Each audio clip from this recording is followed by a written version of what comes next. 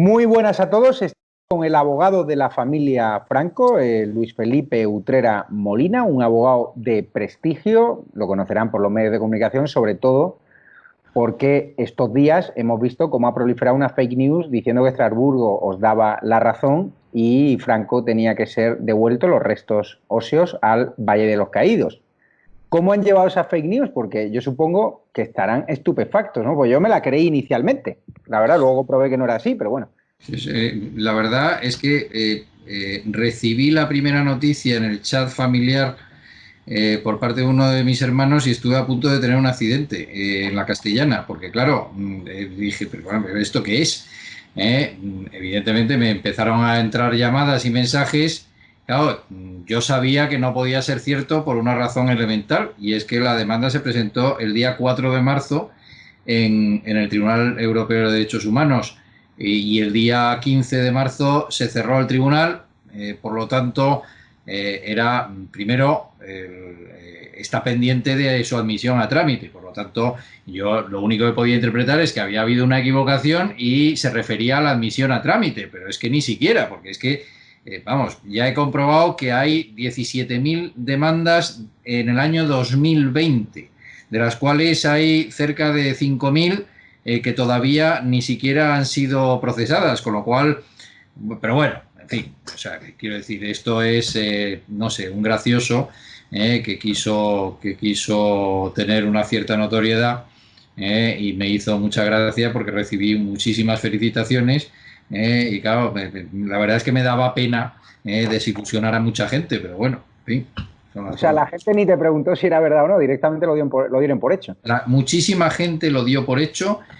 Otros decían, bueno, será la admisión a trámite, pero esos son los menos. La mayor parte, enhorabuena, qué maravilla, qué gran trabajo. Y dije, oye, mira, yo lo agradezco muchísimo, pero claro, entonces al final, por sugerencia de un miembro de la familia, dije, oye, pon un tuit desmintiéndolo, porque claro, esto está corriendo como la pólvora.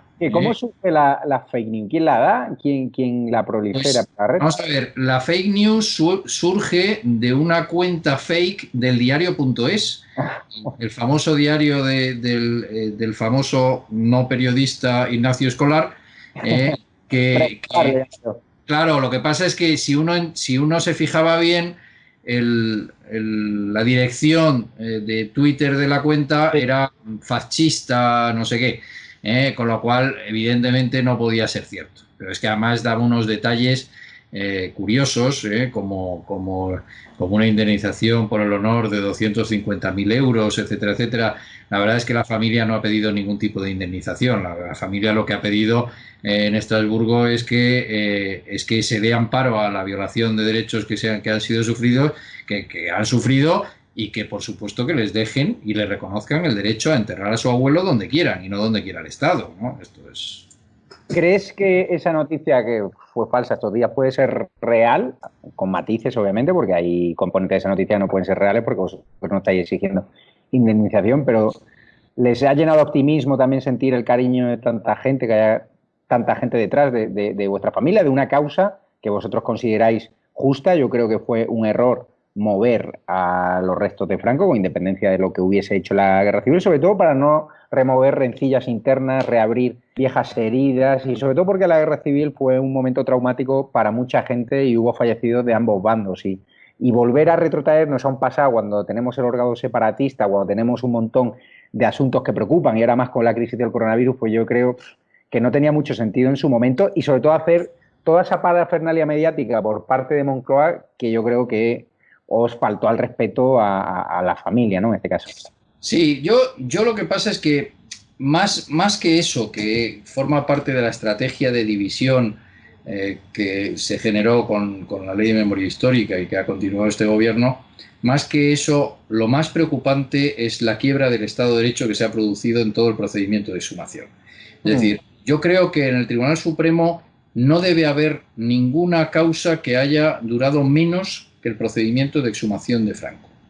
Es decir, desde que empieza hasta que acaba transcurren más o menos menos de 6 meses y en el Tribunal Constitucional 6 días. Es decir, Si tenemos en cuenta que el recurso contra la ley AIDO del aborto lleva 9 o 10 años en el cajón, podemos establecer un término de comparación válido. Es decir, en una semana el Tribunal Constitucional dictó un auto desestimando el recurso de amparo. Esto es lo nunca visto. ¿Por qué? Porque el gobierno ya había fijado una fecha y lo que nos dimos cuenta es que tanto el Tribunal Supremo como el Tribunal Constitucional adaptó su ritmo a los deseos del gobierno. Y esto no es una cosa que diga yo, esto es absolutamente insólito. Es decir, a mí me llegaron a contestar el Tribunal Supremo 2 veces en el mismo día un escrito, en menos de 2 horas.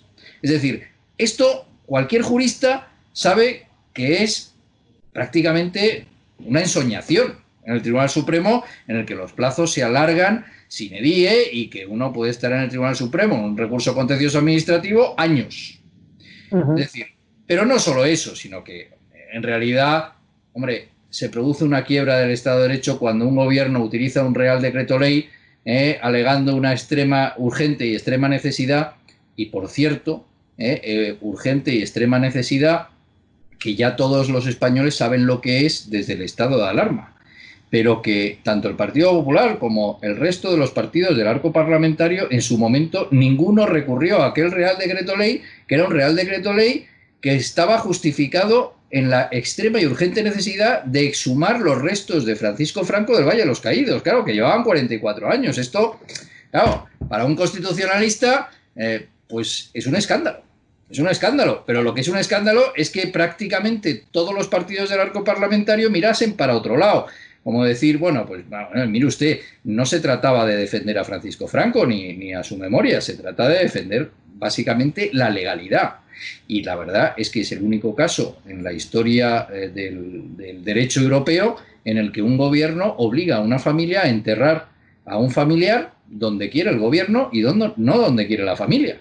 Bueno, no nos olvidemos que el gobierno incluso llegó a incumplir su propio Real Decreto Ley, el que establecía que era la familia la única que podía decidir dónde tenían que reposar los restos de su abuelo, y cuando la familia dijo el lugar, el gobierno se inventó la excusa de la seguridad, que ya sabemos que era una absoluta patraña porque no había ningún problema de seguridad en la Almudena, para decidir lo que había decidido ya desde un principio, porque desde antes el gobierno ya había dado los pasos para quedarse con el Panteón de Mingo Rubio. Todo esto puede sonar, en fin, un poco chusco, pero el problema es lo que supone del desprecio absoluto al Estado de Derecho y, para mí, una decepción terrible comprobando que la Sala Tercera del Supremo se tragase un sapo como ese. ¿Pero creéis que la justicia os dará la razón tarde o temprano en Estrasburgo o no? Bueno, yo tengo mucha confianza, tengo mucha más confianza en Estrasburgo que en la justicia española, desgraciadamente, porque para mí es doloroso decir esto. Yo me he dado cuenta de que la Sala Tercera del Supremo no está dispuesta a enfrentarse con el gobierno, y el Tribunal Europeo de Derechos Humanos examina violaciones de derechos humanos de forma muy aséptica. Hay una serie de precedentes, como es el caso de Polonia, del accidente que hubo en la conmemoración de la matanza del bosque de Katyn, y algunos precedentes de terroristas rusos, pero hay muy pocos precedentes de inhumaciones irregulares, exhumaciones irregulares en el derecho, digamos, en el derecho de los derechos humanos, la protección de los derechos humanos. Por lo tanto, es un tema novedoso que ha tenido una trascendencia mediática muy importante y que tiene una trascendencia de cara al Convenio de Derechos Humanos evidente. Más aún después de lo que ha ocurrido con la pandemia, en la que se han multiplicado los casos de reclamaciones por inhumaciones indebidas, por cremaciones no consentidas, etcétera, etcétera. Por lo tanto, creo que, dada la trascendencia mediática, es muy probable que el Tribunal Europeo de Derechos Humanos quiera conocer de este asunto. Pero, es complicado porque vamos a manejar un dato, es decir, solo el 2% de las demandas que se presentan son admitidas a trámite. Es verdad que se presentan cerca de 100.000 demandas al año. Por lo tanto, hay muchas demandas que son repetitivas, etcétera, etcétera, pero que ya es muy difícil que la admitan a trámite, y si conseguimos que la admitan a trámite, yo tengo confianza en que el tribunal aprecie al menos la violación para mí más sangrante, que es el negar o el obligar a una familia a enterrar a su abuelo donde quiere un gobierno, en contra de la voluntad de la familia, que lo que es que en realidad estamos ante una verdadera expropiación del cadáver, porque sus nietos no pueden ir a ver a su abuelo cuando quieran, tienen que pedir permiso a la Moncloa.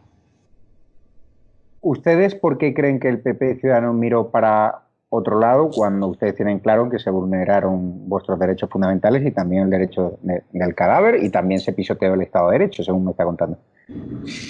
Yo tengo una información y tengo una opinión. La información que tengo es que el Partido Popular había encargado a su abogado la presentación del recurso de inconstitucionalidad contra el Real Decreto Ley, y que el día antes de que venciese el plazo le dio instrucciones, era un domingo por la tarde, le dio instrucciones para que no lo presentase. Los motivos que tenía Pablo Casado para dar esa orden los desconozco, pero supongo que se enmarcan en el hecho, bueno, pues en una estrategia que ha seguido el PP durante muchos años, de evitar cualquier tipo de identificación con lo que fuera Franco, el régimen de Franco, etcétera, etcétera. Es decir, claro, el PP fue... no olvidemos que Alianza Popular fue fundada por 7 ministros franquistas, y que evidentemente, bueno, pues su presidente de honor, Manuel Fraga, fue ministro con Franco. Pero bueno, esto obedece un poco a una estrategia de intentar que no entrar en la estrategia de división creada por la izquierda. No lo puedo entender de otra manera, pero a mi juicio es un error, porque la legalidad hay que defenderla siempre, con Franco, sin Franco, o aunque se llamase como se llamase. En realidad, el problema es que si uno no defiende la legalidad en un momento, pierde legitimidad para defenderla en otro momento.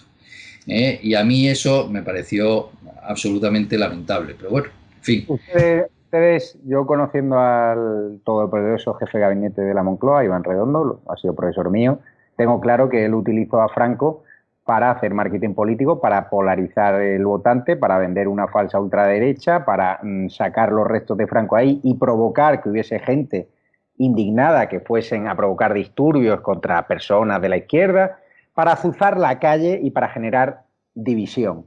¿Vosotros lo tenéis claro, que fuisteis usados para una estrategia política de Moncloa para convertir dos bandos, volver a la guerra civil? Sí, absolutamente. Yo creo que fue una utilización obscena de los sentimientos de una familia. Cuando el gobierno no ha querido que se viesen los muertos, ha intentado evitar por todos los medios las fotos de los ataúdes en el Palacio de Hielo. Y cuando el gobierno quiso que todo el mundo viese el ataúd de Franco, puso cerca de 18 cámaras y un dispositivo impresionante para que todo el mundo viese cómo los nietos sacaban a su abuelo del Valle de los Caídos, ¿no? Esto fue una operación de propaganda que, por cierto, costó al erario público no los 3.000 euros que dijeron en el Tribunal Supremo, sino, según los últimos cálculos, más de 120.000 euros, sin contar con el uso de... Tirando por lo bajo, porque sí, claro, por abajo. El despliegue de película de Hollywood que vi yo allí... No, yo creo que la cifra final sería bastante mayor, pero fue una utilización propagandística perpetrada por el gobierno, jugando con los sentimientos de unos nietos que, además, en este caso, su abuelo no era una persona lejana, sino que fue una persona con la que convivieron muchos de ellos muchos años, porque cuando murió su abuelo, el pequeño de los nietos tenía 12 años, con lo cual, y la mayor pues tendría 20, 25. Quiero decir que era una persona con la que convivían y a la que tenían un afecto terrible, ¿no? Entonces, hombre, la verdad es que aquello fue francamente desagradable. Hombre, uno podía haber tenido la tentación de dejar al gobierno solo y no acudir aquel día, ¿no? Pero entonces quizás el gobierno hubiera disfrutado viendo cómo los restos de Franco salían del Valle de los Caídos como un mueble sacados por la funeraria, y por lo tanto nosotros y la familia quiso darle una dignidad a ese momento para evitar precisamente una postrera humillación, ¿no? Porque realmente era lo que se pretendía. Aquello fue francamente desagradable para todos ellos y para mí incluido, pero bueno, había que estar allí. Sobre todo esas imágenes donde os encerraron literalmente, que se filtraron a la prensa. No solo nos encerraron, nos cachearon, nos quitaron los móviles, nos trataron, había personas de seguridad que nos vigilaban hasta los relojes, nos inspeccionaron hasta los relojes, los bolígrafos. Fue una cosa ciertamente humillante, mientras al personal que estaba allí del gobierno, en fin, de seguridad, etcétera, etcétera, pues se movía a sus anchas. La familia solo podía estar en un lado de la basílica, no podía pasear libremente. Aquello fue, digamos que todo se preparó para tratar de humillar lo más posible, ¿no? Y bueno, en fin, realmente para mí fue un día muy doloroso, para ellos también. Y las escenas que luego se vieron en Mingo Rubio fueron quizás todavía peores porque se nos trató como a delincuentes. Estamos viendo que la Fundación Francisco Franco pide al Supremo que devuelva al dictador al Valle de los Caídos. ¿Aquí hacen causa común o van por separado? Bueno, no es exacta la noticia. Vamos a ver. Publica La Vanguardia. Claro, es que, pero el titular es equívoco. No es cierto. Vamos a ver. Hubo 4 recursos contra el acuerdo de exhumación. Uno por la familia, otro por la comunidad benedictina, otro por la Asociación de Defensa del Valle de los Caídos y otro por la Fundación Francisco Franco. El Tribunal Supremo solo resolvió nuestro recurso y quedó pendiente la resolución del resto de los recursos.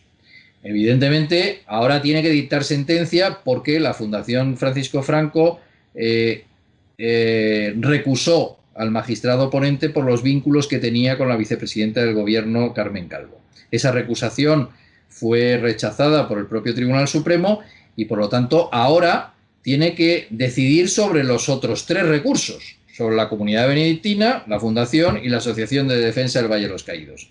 Hombre, resulta inimaginable que el Tribunal Supremo se vaya a hacer el harakiri y vaya a respetar ahora la ley que no respetó la sentencia de 30 de septiembre. Por lo tanto, es prácticamente seguro que el sentido de la sentencia será exactamente igual. Se remitirá a los argumentos en cuanto coincidan con los que utilizó la familia y tendrán que resolver sobre el resto de los argumentos que cada una de las partes alegó. Lo que pasa es que, claro, la legitimidad, digamos, más fuerte correspondía en ese momento a la familia y a los benedictinos. Y en el tema benedictino hay un tema de derecho internacional muy curioso que quiero ver cómo el Tribunal Supremo al final lo sortea. Porque evidentemente no es pensable que el Tribunal Supremo vaya a decir ahora, digo, donde dijo Diego, sinceramente. ¿Hubo presiones a ese juez que se negaba a esa exhumación de Franco? Porque es que el gobierno la autorizó sin ni siquiera haber tenido la licencia de obra. ¿Le presionó hasta la saciedad del gobierno o desde el Poder Judicial? Yo no tengo conocimiento, pero estoy absolutamente convencido de que sí. Lo que pasa es que cualquiera que conozca a ese juez, que es un ilustre jurista. Yo, de hecho, he tenido algún procedimiento contencioso administrativo y la verdad es que imponía mucho respeto porque era un hombre, en fin, de una categoría y de una personalidad arrolladora, difícilmente se iba a dejar presionar. Lo que pasa es que al final el Tribunal Supremo decidió obviar absolutamente lo que decía ese juez, y no solo obvió eso, sino que obvió y despreció la negativa por parte del prior a que entrasen en la basílica. Es decir, al final lo que hace el Tribunal Supremo es, el Tribunal Supremo va más allá que el gobierno incluso, porque el gobierno le pide una segunda autorización al prior del Valle, el prior del Valle el 9 de octubre le deniega la autorización y el Tribunal Supremo dice que ya ha decaído esa denegación y que por lo tanto lo que es un no debe entenderse como un sí y que por lo tanto el gobierno puede entrar en la basílica sin autorización del prior de la basílica. Esto es una violación brutal del principio de inviolabilidad de los lugares sagrados, consagrado en los acuerdos con la Santa Sede, que lamentablemente me temo que contó también con la anuencia de las autoridades de la alta jerarquía eclesiástica, porque si no, evidentemente no se entiende, ¿no? Pero jurídicamente eso también hay que formalizarlo y eso también hay que argumentarlo.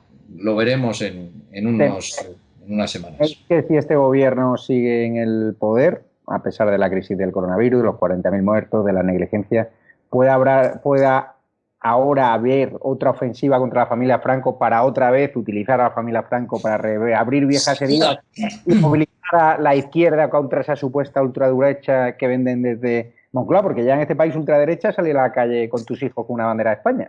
Bueno, claro, es que... ¿Teméis, por ejemplo, que os quiten el Pazo de Meirás o que inicien...? Bueno, el juicio del Pazo de Meirás empieza el día 6 de julio. Sí. El día 6 de julio y se desarrollará del 6 al 10 de julio, es decir, la última semana de las elecciones gallegas. Ajá. Y va a ser un juicio evidentemente mediático, con más de 20 testigos, con la Administración General del Estado, la Xunta de Galicia, que apoya al gobierno de Pedro Sánchez en la reivindicación del Pazo de Meirás, en una actuación absolutamente increíble, teniendo en cuenta que Feijóo en su día se negó a que fuera bien de interés cultural cuando estaba en la oposición, porque entendía que no había ninguna razón y que además ni siquiera era un pazo, y que por lo tanto, pero ahora Feijóo, por razones que se me escapan, decidió secundar la iniciativa de Pedro Sánchez y se puso también a la cabeza de la manifestación para ver si puede sacar algún rédito de tratar de expoliar una propiedad privada que, claro, es que es tremendo, pero es que el gobierno nos diga ahora que el Pazo de Meirás era suyo desde el año 68 porque lo había adquirido por usucapión y que los últimos 44 años que la familia ha estado, que ha reconstruido el Pazo después del incendio que lo destrozó en el año 78, que se gastó un dineral en reconstruirlo, en dejarlo bonito y tal, no sé qué, y que ahora venga el Estado a decir que era del Estado desde el año 1968, cuando no ha pagado el IBI, cuando precisamente hasta Francisco Franco, que tenemos las declaraciones de la renta desde el año 50 y tantos, que las hacía a mano, las rellenaba a mano, es un dato muy curioso, porque él rellenaba las declaraciones de la renta a mano y se imputaba los rendimientos de las actividades agrícolas del Pazo, pagaba el impuesto de bienes inmuebles, entonces la contribución rústica, pagaba la seguridad social agraria, es decir, que todo es un pleito que es una gran mentira, disfrazada con argumentaciones jurídicas ciertamente complejas, pero que desgraciadamente se está politizando. Y claro, evidentemente ninguno de mis clientes son políticos ni están en política, pero claro, el nombre de Franco pues lo tienen que sacar a pasear de vez en cuando para tratar de dividir a los españoles, y esa es la desgracia, porque al final pues hay una serie de ciudadanos que tienen los mismos derechos que los demás, pero que por el hecho de llamarse Franco no tienen ningún derecho. Y aquí se ha puesto de acuerdo tanto el señor Feijóo como el señor Sánchez, pasando por encima del derecho a la propiedad y, por supuesto, ya no digamos de los derechos a la intimidad personal y familiar, que fueron absolutamente violentados con el tema de la exhumación y la inhumación. Con lo cual, el tema Franco va a seguir en el candelero porque les interesa, no, no le quepa ninguna duda. De hecho, han puesto en el Pazo Meirás un crespón negro, lo van a abrir al público, ¿no? Está abierto ya yo creo que desde el día 22, desde que Galicia pasó a la fase 2, se abrió con las condiciones de restricción del aforo al 30% y la familia decidió poner una bandera con un crespón negro, lo cual está también en consonancia con el hecho de que en Galicia ya había declarado el luto oficial todo el mes de mayo. Por lo tanto, lo que está haciendo la familia es unirse al luto de muchísimos españoles por las decenas de miles de muertos que se han producido por el COVID, ¿no? ¿Les ha venido bien esta polémica para ganarse más apoyos de gente que ni siquiera sensibilizaba con la causa de Franco, pero que al final os están viendo una parte de España, os ve como víctimas, ¿no? Ha sido tal el atropello sobre vosotros por parte de este gobierno que personas que a lo mejor no sienten simpatía por Franco y censuran sus actuaciones durante la guerra civil y durante la dictadura, ¿habéis notado que esas personas se han puesto incluso de parte de vosotros porque ha sido tan heavy la campaña de acoso contra vosotros por parte de Moncloa que habéis conseguido más apoyo? Sí, lo que pasa es que yo creo hablar en nombre de los 7 nietos cuando digo que les hubiera gustado que nadie les tuviese que apoyar, ni nadie o sea, quiero decir que el precio que han pagado, sinceramente, es muy amplio. El precio que han pagado en fin, digamos, en emociones y en tristeza, en volver a revivir algo. Porque la gente ve a Franco como un personaje histórico, pero yo el día de la exhumación no era mi abuelo y sin embargo a mí se me saltaban las lágrimas porque aquello fue terrible. Y pensar que lo estaban haciendo para humillar a tu abuelo, al que te despediste en su día por última vez, sinceramente es ciertamente desagradable. Yo creo que ninguno de los nietos tiene ningún afán de notoriedad. Son personas que cada uno tiene su vida, su familia. Quiero decir que la gran mayoría de ellos son personajes anónimos y que hubieran preferido pasar más desapercibidos. Y los que no lo eran, ahora lo son más porque sinceramente están hastiados, tristes y muy decepcionados con una sociedad en la que les ha convertido en una serie bueno, pues realmente en personajes de segunda categoría con menos derechos que los demás. Y es que esa es la desgracia. Es decir, eso no obsta a que agradecen muchísimo la cantidad de testimonios de muchísima gente sencilla que les ha escrito, que les ha llamado, para solidarizarse, incluso gente que no precisamente eran franquistas, se han solidarizado con ellos por el atropello del que estaban siendo víctimas, ¿no? Con lo cual, vamos, yo creo que ninguno de ellos quisiera repetir esto, porque el coste personal, de verdad que créame, que en alguno de ellos ha hecho bastante mella. Esto hay que entenderlo cuando uno ha convivido y ha querido mucho a su abuelo, el ver cómo no solo le humillan, le insultan continuamente, sino el tener que revivir una emoción como el ver cómo destrozan la tumba de tu abuelo y lo sacan, y de alguna manera pues quieren humillarlo póstumamente porque, bueno, pues que realmente al final era de alguna manera una revancha, como no pudieron con él en vida, pues vamos a conseguir humillarlo en su muerte, ¿no? 44 años después de su muerte. Bueno, pues esto... Ahora hay muchos españoles que se sorprenden, ¿no?, con las actuaciones presuntamente ilegales de este gobierno, la presión sobre Pérez de los Cobos, que lo han cesado por no querer revelar un informe confidencial que le pidió una juez, y usted es jurista y sabe lo grave que es, que una juez le pide a un jefe de la policía, de la Guardia Civil, a Pérez de los Cobos, un informe, y que el propio implicado, el gobierno, presione a Pérez de los Cobos para que le dé ese informe.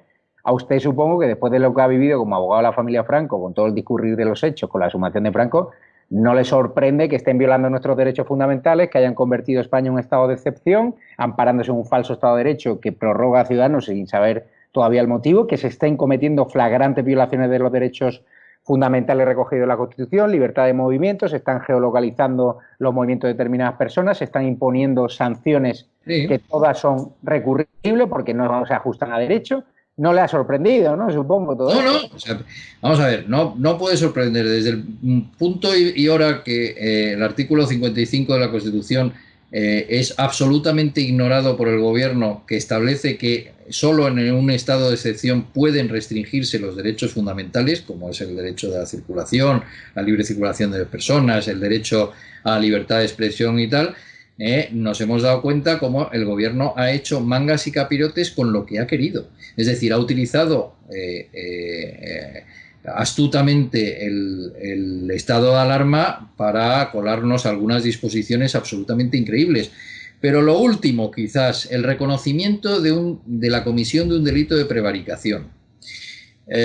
Un reconocimiento por escrito, que la verdad es que no deja de sorprenderme que la directora de la Guardia Civil haya firmado un documento como el que se ha publicado hoy. Es decir, porque es un documento en el que se reconoce expresamente que ella misma propone el cese de un guardia civil por no haber informado de una actuación que no podía legalmente realizar. Con lo cual, claro, el reconocimiento de un delito de prevaricación y el hecho de que el ministro de Justicia mintiese en la sede parlamentaria a todos los españoles, diciendo que no fue ese el motivo del cese, sino una mera reorganización y un nuevo impulso a su equipo, es absolutamente patético. Esto porque afecta ya a la dignidad de todas las instituciones y el problema es que las instituciones son los que funcionan cuando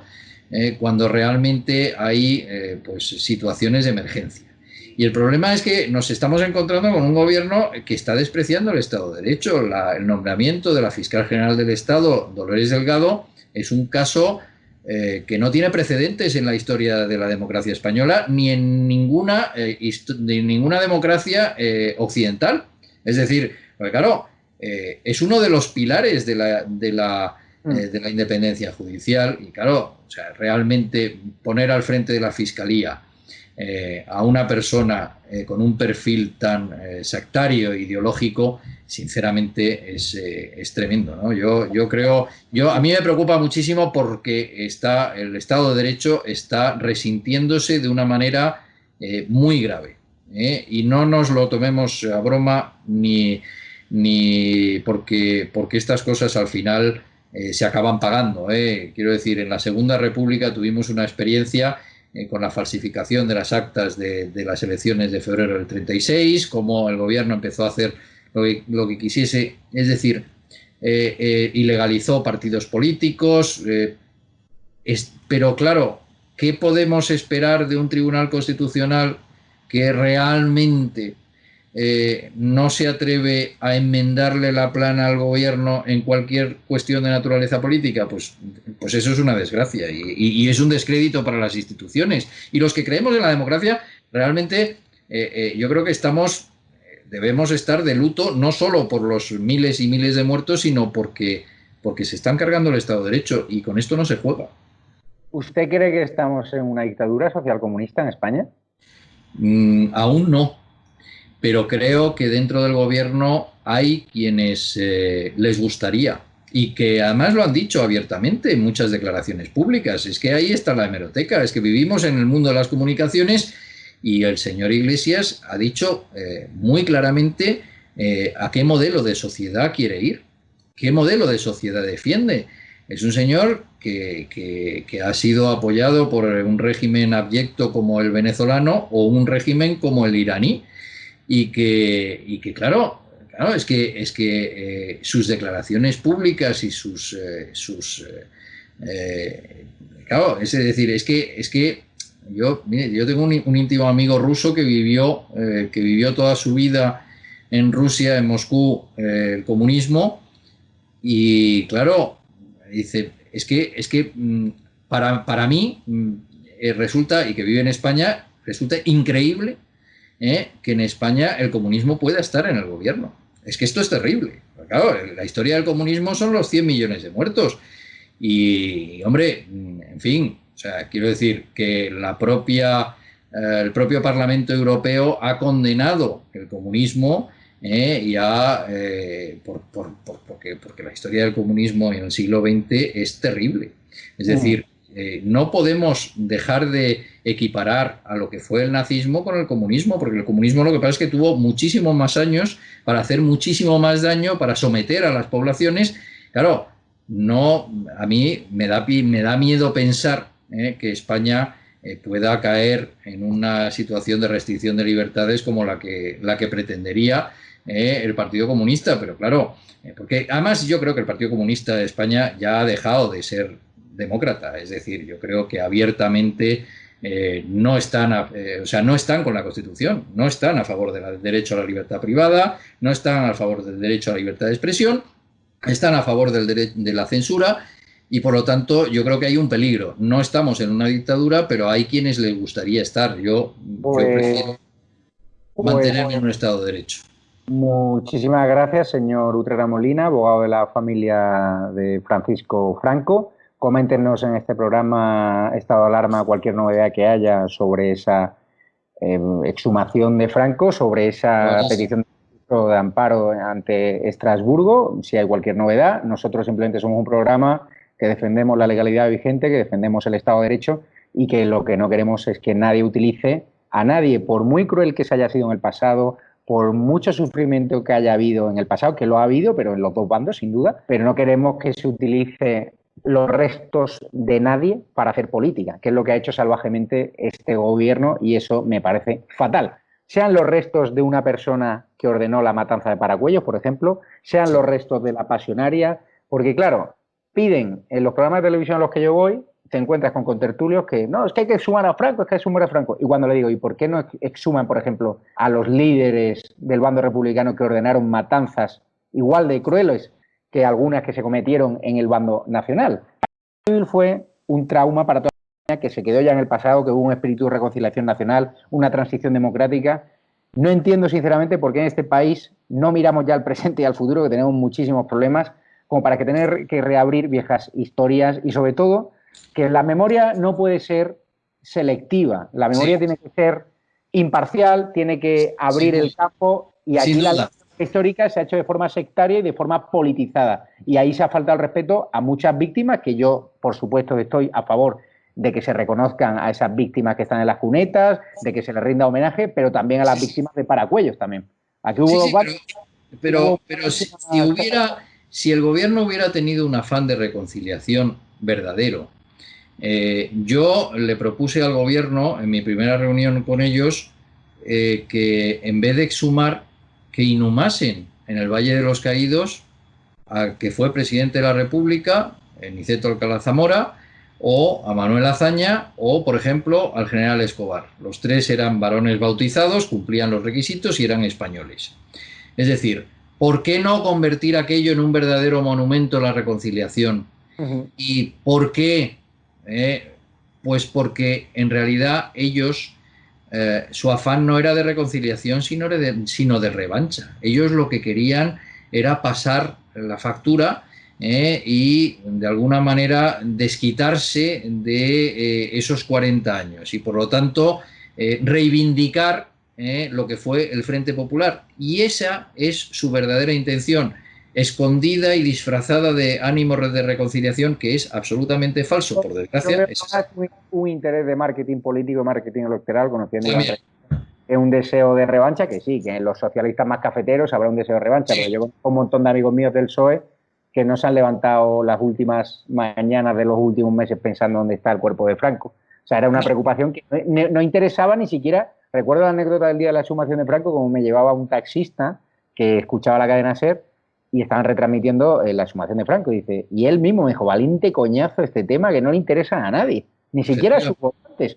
Pero en Moncloa intentaron polarizar muchísimo el voto y la jugada les salió mal porque no consiguieron los resultados electorales que pasaban, que pensaban. Y nada, y esperemos que ahora ningún cadáver se sirva para hacer política, ¿no? Que es lo único que tenemos, que a los muertos hay que dejarlos descansar Hay en que paz dejarlos en paz. y ya está. Así que muchísimas gracias, señor Utrera Muchas Molina, y gracias. estamos en contacto. Muchas gracias, un placer. Hasta luego.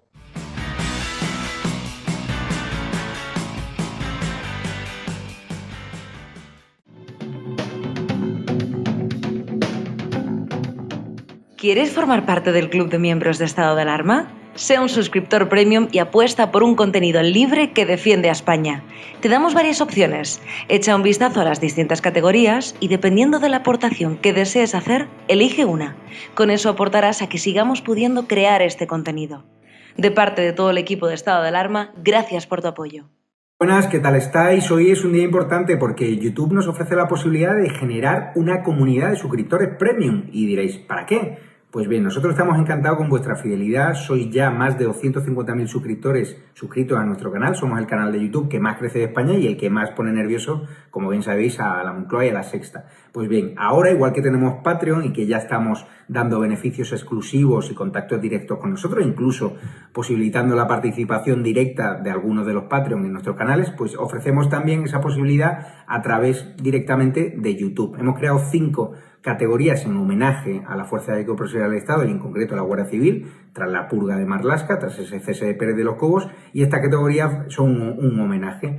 ¿Por qué necesitamos apoyo económico? Como bien sabéis, nosotros no recibimos publicidad institucional, no hemos llenado nuestro medio de esa publicidad engañosa de que salimos más fuertes con 40.000 muertos y 8 millones de desempleados y 10.000 empresas cerradas. Y como no queremos esa publicidad institucional, ni tenemos un roure de la vida, ni siquiera un empresario constitucionalista que nos financie. ¿Por qué? Porque parece ser que en este país los grandes empresarios constitucionalistas prefieren financiar al País y la Sexta, que blanquean el terrorismo del FRAP y que blanquean, por ejemplo, el independentismo. Nosotros no somos así y por eso hemos creado 5 categorías. Sargento, 1,99 euros. Teniente, 4,99 euros. General, 9,99 euros. Coronel Chup Chup de Carles Enric, que a todo el que se abona a esta categoría tendrá acceso directo a él. Y él le responderá cada sábado a las 12 de la noche una pregunta y le dará información de primera mano. Y Capitán General, 49,99. 25 categorías en función de sus posibilidades económicas. Sabemos que son tiempos difíciles, pero si queréis que sigamos combatiendo al gobierno del bulo y que sigamos siendo la alternativa a la Sexta y que vayamos a más y que sigamos poniéndolo nervioso y que sigamos dando voz y rostro a las víctimas del coronavirus, a sus familias y que sigamos defendiendo la unidad de España, necesitamos vuestro apoyo. Llevamos 2 meses por amor al arte y todo el dinero que hemos recibido ha sido para mejoras técnicas. Así que necesitamos vuestro apoyo y os esperamos en estado de alarma y suscribiros de forma premium, que vamos a tener una relación aún más directa de la que ya tenemos. Un saludo.